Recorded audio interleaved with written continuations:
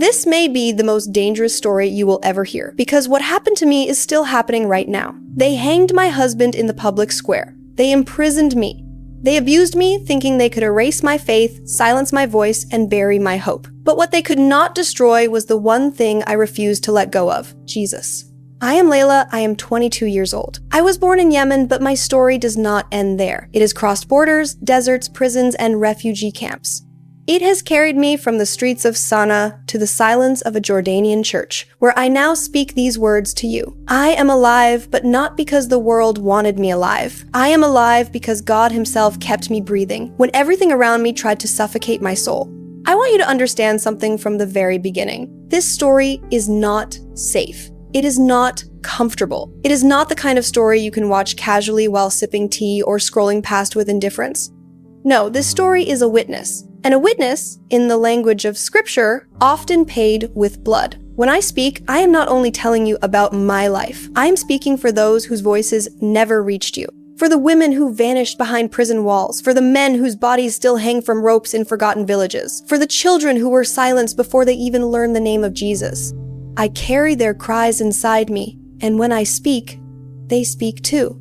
My childhood was not filled with rebellion. It was filled with the fragrance of cardamom coffee in my mother's kitchen, with the sound of the call to prayer echoing across clay rooftops, with laughter from my younger sister running barefoot in our courtyard. To any outsider, we were a respectable family. My father, a devout man. My mother, tender and strong. Me, a daughter learning obedience. My sister, innocent and full of life. But inside my heart, there was a whisper, a restlessness, a question I could not silence. Is God only to be feared at a distance? Or can He be known as love, close, near, present?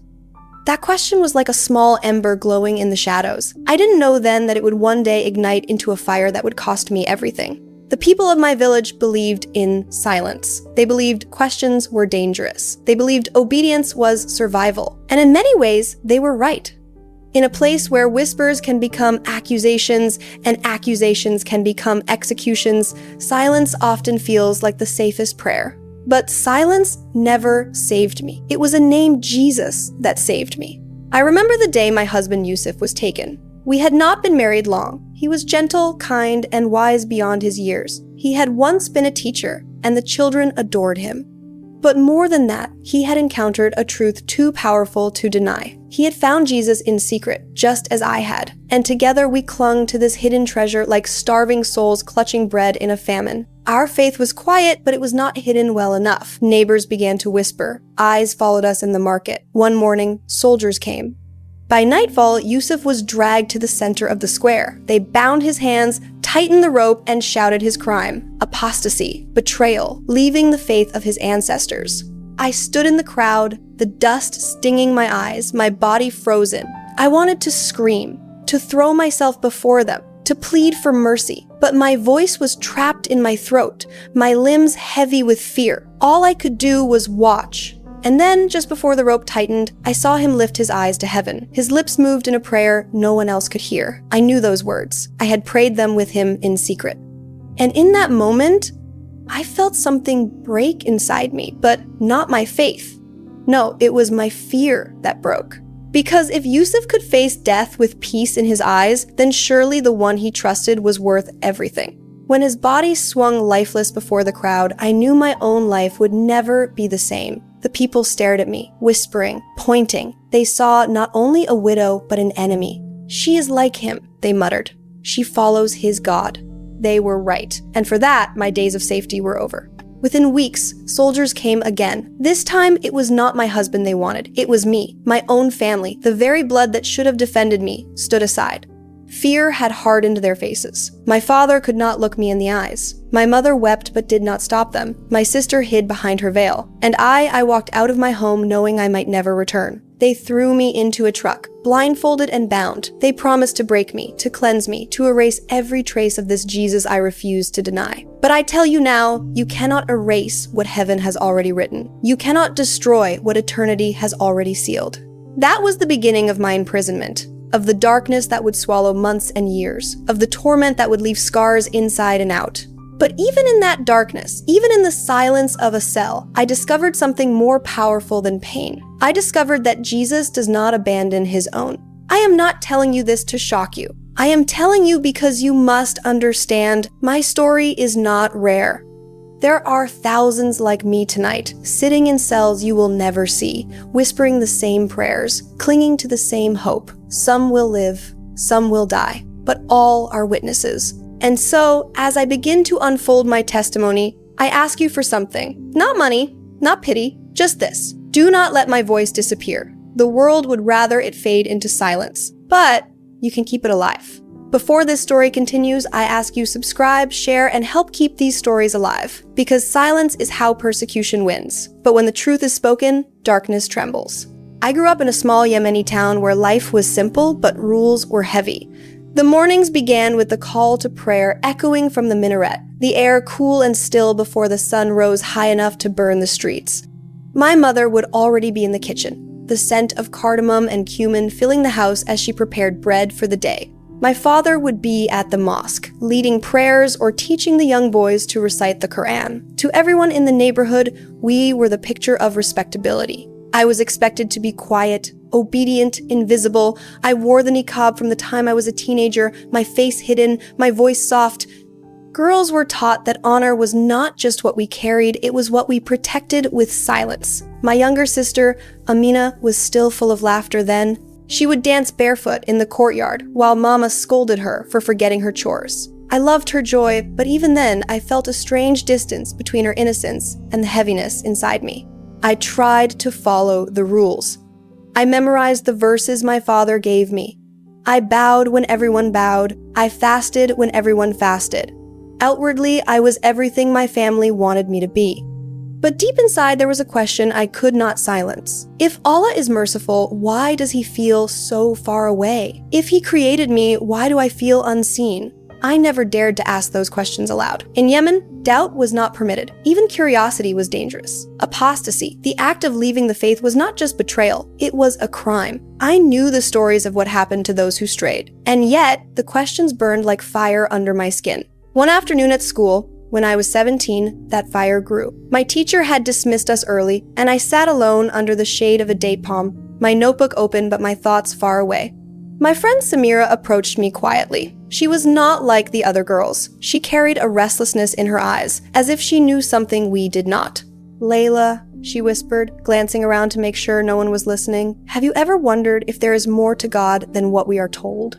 Her words hit me like thunder. My breath caught in my throat. To ask such a question out loud was unthinkable, but I saw the urgency in her eyes, and my silence was enough for her to continue. From her sleeve, she pulled out a small folded paper, worn at the edges, as though it had passed through many trembling hands. "Read this," she said, pressing it into my palm. "But hide it. Hide it well." That night, in the safety of my room, I unfolded the paper with shaking hands. Written in Arabic, in Samira's careful script, was a single verse. "Come to me, all you who are weary and burdened, and I will give you rest." The words stopped me cold. They were unlike anything I had ever read. They were not a command, not a threat, not a demand for obedience. They were an invitation, soft, tender, personal. They spoke to the very weariness I had carried in silence. For the first time in my life, I felt as though God was speaking directly to me, not as a distant judge, but as someone who wanted me close. I hid the paper beneath my mattress, but I could not hide the words from my mind. They followed me through the days, into the market, into the prayers at the mosque, into the nights when I lay awake staring at the ceiling. Rest. Come to me. Rest. From then on, Samira shared more. Sometimes it was a verse scribbled on a scrap of cloth. Sometimes it was a link she sent late at night through a hidden message on my phone. My hands trembled each time I opened them, afraid my father would catch me, afraid the militia patrolling our town would discover my secret. But fear was never stronger than the hunger those words awakened inside me. I began to live two lives. By day, I was Layla, the obedient daughter, the respectful sister, the girl who bowed and fasted and smiled when expected.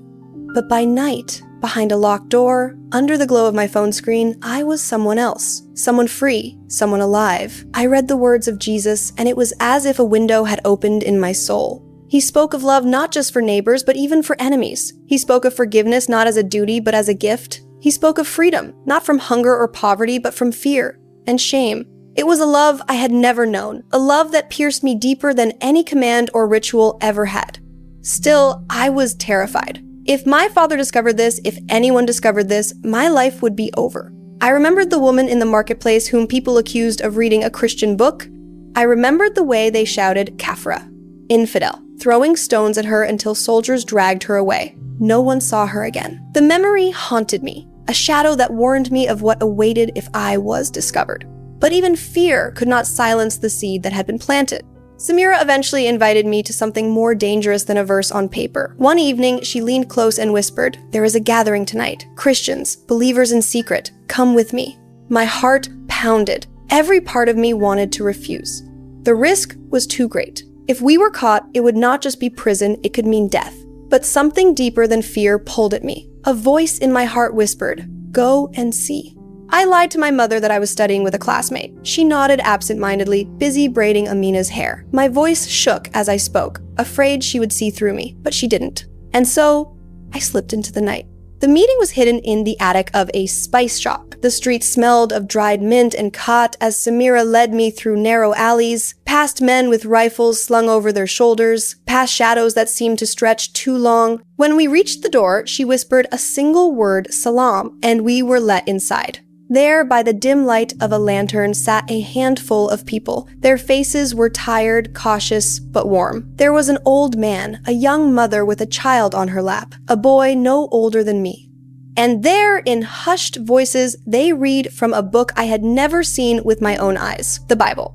The words were alive. The story of Jesus calming a storm. The story of him walking on water. The hymn they sang in whispers. Amazing Grace. How sweet the sound, though I did not know the tune. Tears filled my eyes. For the first time, I felt as though I was no longer alone. That night, I returned home, trembling not with fear, but with awe. I could not tell Amina, though I longed to. She was too young, too loyal to Baba. If she spoke even by accident, it would mean the end. So I kept my secret even from the one I loved most. I knelt beside my bed and prayed words I had never dared to speak aloud. Jesus, if you are real, show me. Keep me safe, lead me. And in the silence of that room, I felt something I had never felt before. Not fear, not shame, peace, like a warm blanket wrapped around my trembling heart. It was only the beginning. But beginnings are fragile, and secrets are heavy. I did not know then that the same secret that gave me life would one day bring me to the edge of death. Would you have had the courage to keep going? Would you have risked your family's honor, your very life for a truth no one around you believed in? Comment below because every response matters and together we can give voice to those who are silenced. Is Lauder Sadit? When I think back to the months after I first whispered the name of Jesus, I remember them as fragile days of secret joy. It was as though I carried a flame cupped in my hands, small, trembling, but alive.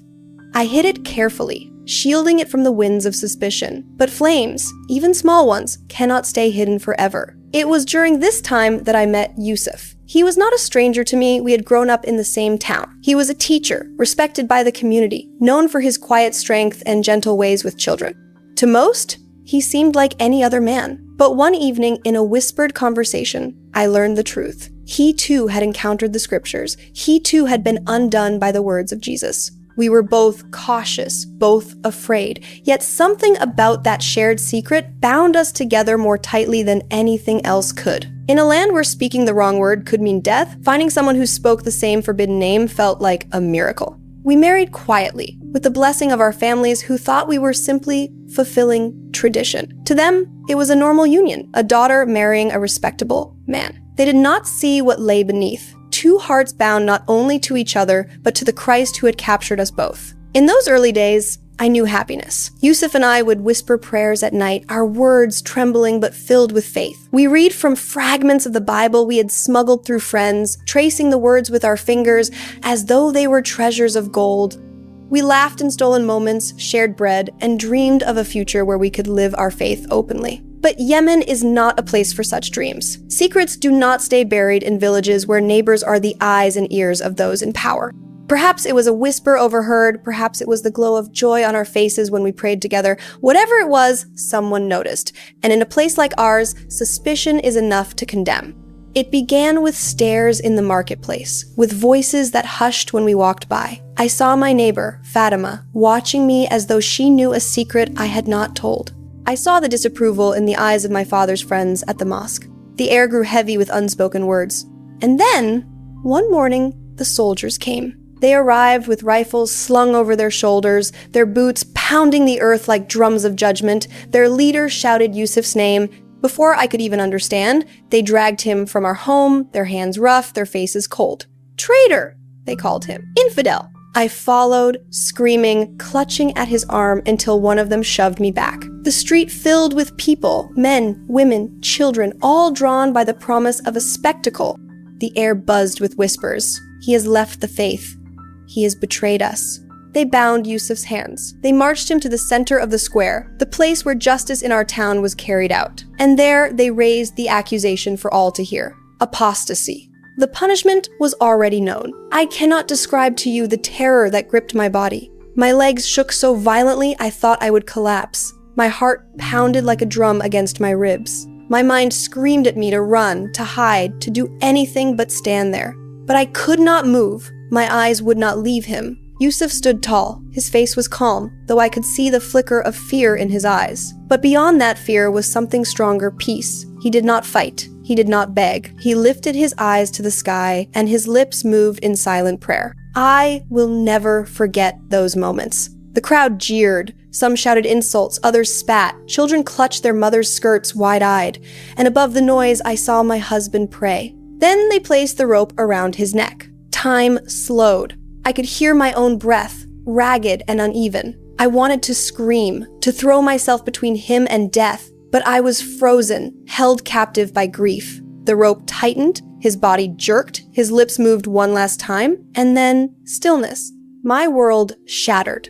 I fell to the ground, my hands clutching at the dust, my cries lost in the noise of the crowd. My husband, my friend, my brother in faith was gone. And yet, in the same moment, I felt something unexplainable. Resolve. If Yusuf could face death with such peace, then surely Jesus was worth everything, even my own life. But the people did not see it that way.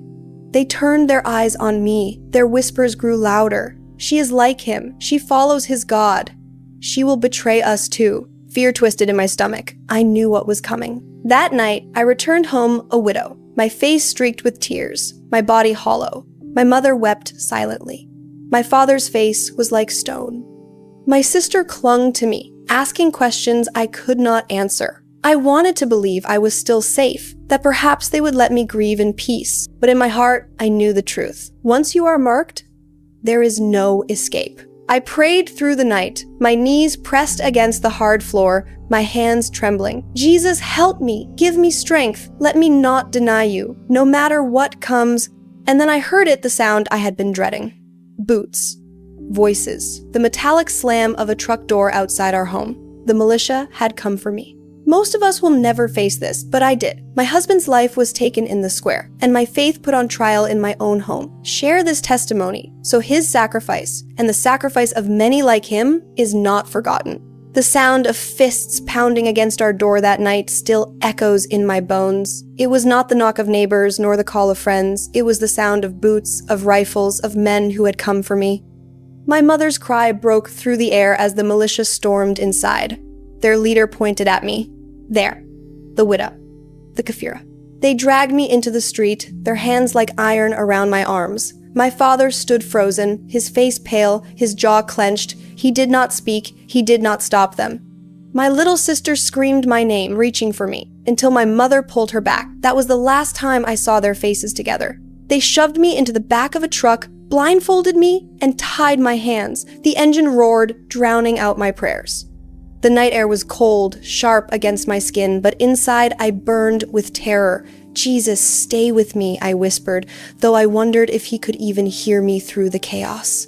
When the blindfold came off, I was in a compound surrounded by high walls topped with barbed wire. Armed men paced outside like wolves. They threw me into a small room, a dirt floor, no bed, only a bucket in the corner. The door slammed shut, and I knew I had entered a new world. The interrogations began the next day. They sat me before a man named Omar, the commander. His beard was black, his eyes sharp and cold. He placed a Quran on the table between us. "You will recant," he said. "Say you are Muslim, and this will all be over. No one will know. You will go home."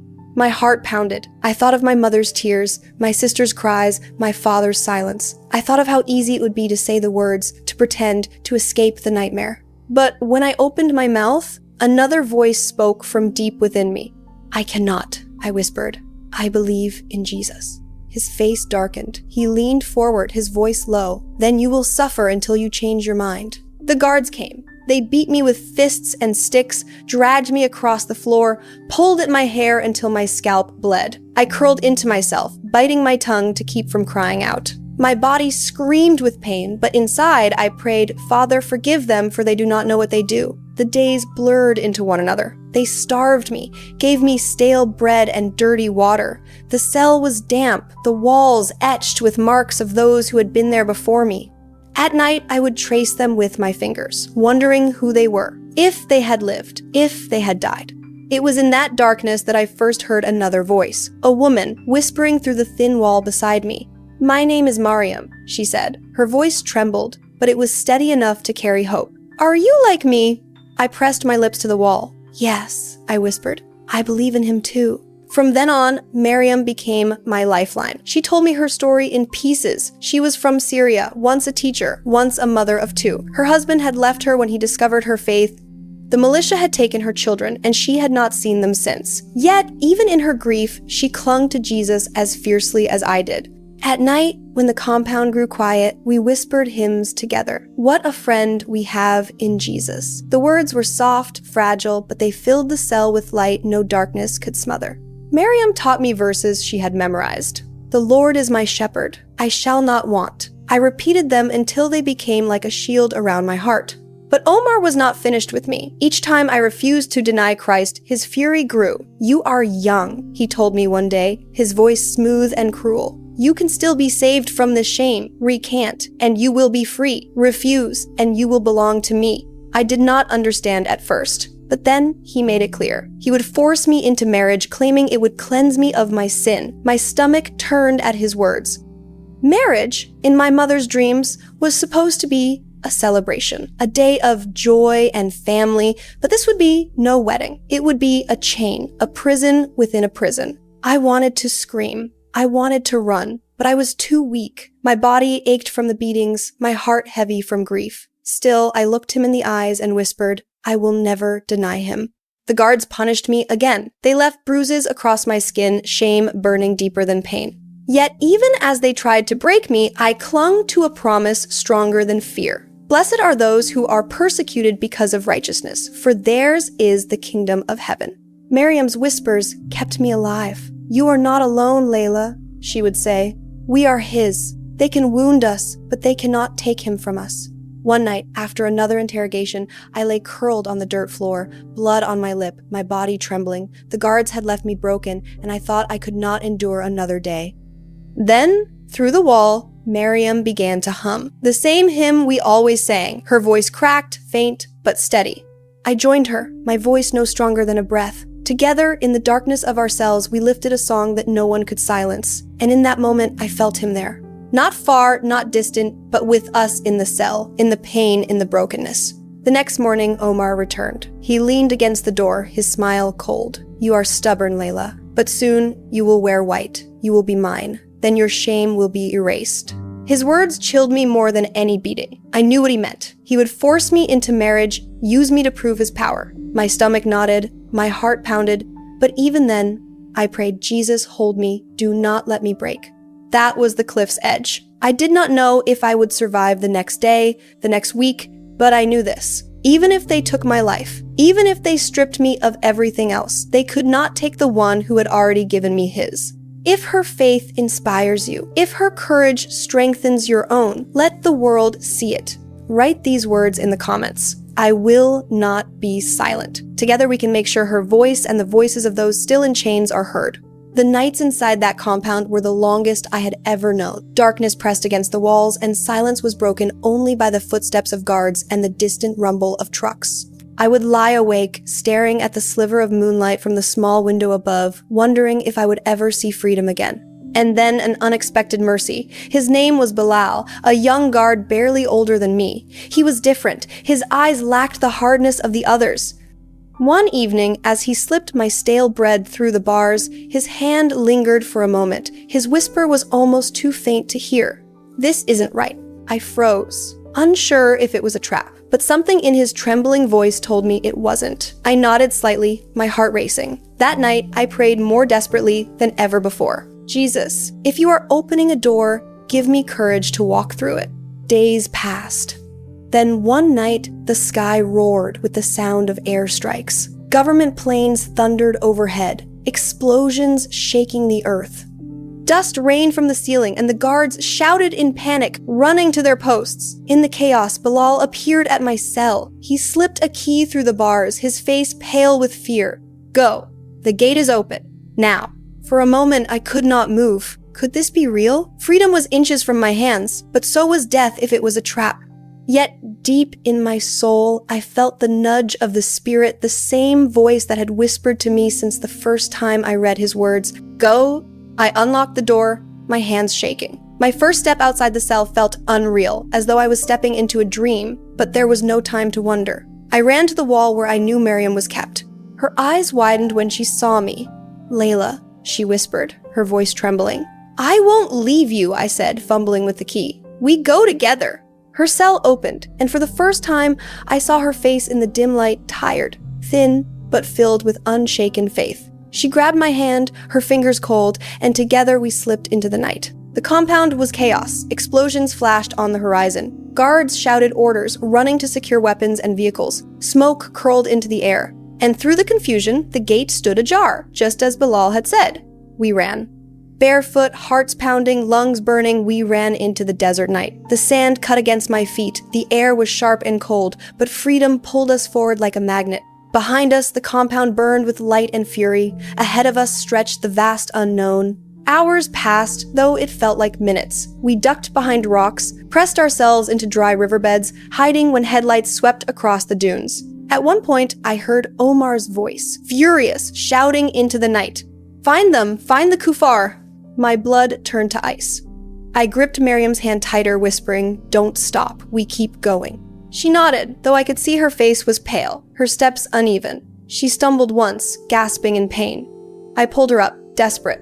"What is it?" She tried to smile, but her hand pressed against her side. In the dim light, I saw the dark stain spreading across her abaya. Blood. She must have been hurt during the escape, or maybe from days before. My heart broke, but there was no time to stop. Trucks growled in the distance. "Layla," she whispered, her breath ragged, "don't slow down because of me." "No," I said firmly, tears stinging my eyes. "We will make it together." We pressed on until dawn, when we stumbled into a small village. The houses were made of mud, quiet under the rising sun. I knocked frantically on a door. An old woman opened it, her face lined with age, her eyes wary. "Please," I begged, my voice breaking. "They are after us. Help us." She hesitated. To shelter us was to risk her own life. But after a long pause, she stepped aside and pulled us in. She led us to a back room, hiding us behind sacks of grain. She gave us water, and with trembling hands, I tried to clean Miriam's wound. But it was deep, too deep. Miriam's breathing grew shallow. She clutched my hand, her eyes shining with tears and faith.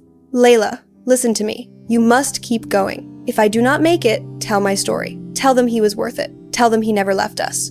"No," I sobbed. "We will make it together. I need you." She smiled faintly, her lips pale. "You have him. That is enough." And then, with her last strength, she began to hum our hymn, "What a friend we have in Jesus." Her voice cracked, faded, and then silence. I held her as her body grew still, rocking back and forth, my tears soaking her veil. She was gone, my sister in faith, my friend in darkness, my lifeline in the cell, gone. I buried her in the sand outside the village, the old woman standing beside me in silence. There was no marker, no stone, only my whispered promise. "I will live for him, Miriam. I will carry your voice with mine." The woman gave me a scarf to cover my face and pointed me north. "There is a smuggler," she said softly. "He helps those who run. 2 miles from here. Go." I kissed Miriam's forehead one last time and turned toward the horizon. My legs were weak, my heart shattered, but I walked on. The desert stretched before me, endless and merciless, yet each step felt like obedience. For days I traveled, hidden in trucks, across mountains, through shadows of war. The smuggler led me across borders, past checkpoints, always under threat. At last, I stumbled into Jordan, collapsing in the dust of a refugee camp. I was free, but I was not whole. Freedom had come at the cost of Miriam's life. Her absence weighed heavier than chains. But even in my grief, I felt him there. Not distant, not silent, close, carrying me still. Her escape came at a heavy price. Mariam's life was the cost of my freedom. Don't let her sacrifice and the sacrifice of so many like her be forgotten. Share this testimony so her voice and theirs will echo across the nations. When I crossed into Jordan, my body collapsed before my spirit did. The refugee camp was the first place in months where no soldier shouted my name, no guard dragged me by the arm, no commander threatened to own me. Yet, even in safety, I felt hollow, like a clay jar cracked and empty. The camp was crowded families from Syria, Yemen, Iraq, faces marked by the same sorrow I carried. I sat beneath a canvas tent, a piece of bread in my hand, unable to eat. My thoughts were still in the desert, still with Miriam. I could hear her last hymn echoing in my mind, "What a friend we have in Jesus." At night, I woke from nightmares. I saw Omar's face, Yusuf's body swaying from the rope, Miriam's blood staining the sand. I pressed my hands to my ears, but the memories were louder than silence. I prayed, "Jesus, take this away. Let me breathe." Some nights, I felt his peace wash over me. Other nights, I felt nothing but the weight of grief. One day, a woman named Hannah approached me. Her scarf was bright with flowers, her smile gentle. She had also fled Yemen carrying her own wounds. She offered me bread and asked nothing in return. Over time, she led me to a small church hidden in the back streets of Amman. I hesitated at the door. Churches had always been forbidden places in my old life. Rumors said they were dangerous, unclean. But when I stepped inside, I heard singing. The hymn was soft, almost whispered, but familiar. What a friend we have in Jesus. My chest tightened, my eyes filled with tears. It was as if Miriam's voice had followed me across the desert. The pastor, a kind man named Sammy, welcomed me. He said only 4 words that changed everything. "You are home here." At first, I did not believe him. Home, to me, was Yemen, the smell of my mother's coffee, the sound of Amina's laughter, the rough, calloused hands of my father. That home was gone, torn from me by betrayal and fear. Yet, slowly, the church became a new kind of home. There were others like me, women who had fled war, men who had lost families, children who drew pictures of birds and flowers to forget the sound of bombs. Together, we worshipped. Together, we learned to breathe again. Still, healing was not easy. When I looked into the cracked mirror of my small room, I barely recognized the girl staring back. Her face was thinner, her eyes older, as if she had lived lifetimes in only a few years. Shame clung to me like a second skin, the shame of what had been done to me, the shame of surviving when Miriam had not. I struggled with anger too. I remembered my father's silence, my mother's tears, my sister's frightened betrayal. I wanted to hate them. I wanted to scream at them for handing me over, for standing still while Yusuf died, while soldiers dragged me away. But anger was heavy, and I was already tired of carrying stones. Pastor Sammy noticed my struggle. One afternoon, as we shared mint tea, he looked at me gently and said, "Layla, Jesus carried your pain on the cross. Let him carry it now." "I cannot forget," I said, my voice breaking. "My husband, my friend, my family, they are all gone." He nodded. "You don't forget, you forgive. Forgiveness is not for them, it is for you." His words sank deep, like seeds in dry soil. It was not easy. Some nights, I clenched my fists, whispering my anger into the darkness. But slowly, I began to pray for my family.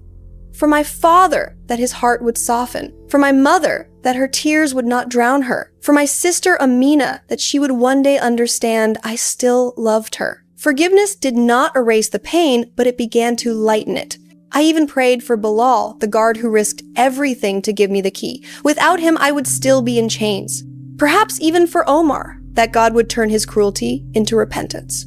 Healing came in small pieces, a smile from Hannah, a hymn sung in the church, a child's laughter echoing through the camp. Each was a thread weaving me back together. Then came the day Pastor Sammy asked me to share my story in front of the congregation. My hands shook, my voice felt trapped. To speak aloud the horrors of the prison, the death of Yusuf, the loss of Miriam, it felt impossible. But then I remembered Miriam's last words, "Tell them he was worth it."